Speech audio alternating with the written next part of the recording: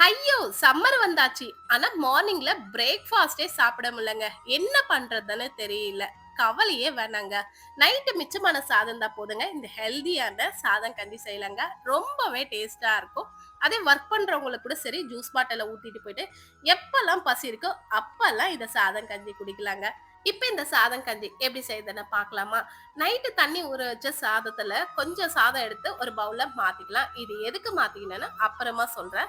மிச்சமான சாதம் அந்த தண்ணியும் அப்படியே மிக்ஸி ஜார்ல சேர்த்துக்கலாம். ஒரு 1/4 கப் அளவுக்கு தயிர் சேர்த்துக்கலாம். இன்னும் தயிர் வேணும்னா இன்னும் கொஞ்சம் சேர்த்துக்கோங்க.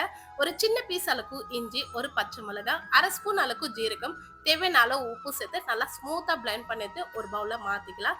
இப்ப ஆல்ரெடி கொஞ்சமா சாதம் எடுத்து வச்ச பாருங்க. இந்த சாதத்துல கொஞ்சமா தயிர் ஊத்தி நல்லா இந்த மாதிரி அழுத்தி விட்டுக்கின்னு இந்த கஞ்சி சாதத்துல சேர்த்துக்கலாம். குடிக்கும்போது அங்கங்க இந்த சாதம் பட்டா ரொம்ப நல்லா இருக்குங்க. இதுல கொஞ்சமா சின்ன வெங்காயம் பொடியா கட் பண்ணி சேர்த்துக்கலாம். கொஞ்சமா கொத்தமல்லி சேர்த்துக்கலாம். உங்களுக்கு பச்சை மிளகாய் வேணும்னா பச்சை மிளகாய் கூட சேர்த்துக்கலாம். இதெல்லாமே நல்லா கலந்து எடுத்துக்கினா ஒரு ஹெல்தியான சாதம் கஞ்சி ரெடி. கண்டிப்பா ட்ரை பண்ணி பாருங்க. இது குட்டீஸ் கூட ரொம்பவே பிடிக்குங்க. இந்த கஞ்சி சாதத்துக்கு 10க்கு எவ்வளவு குடுக்கலாம்னு கமெண்ட் பண்ணுங்க.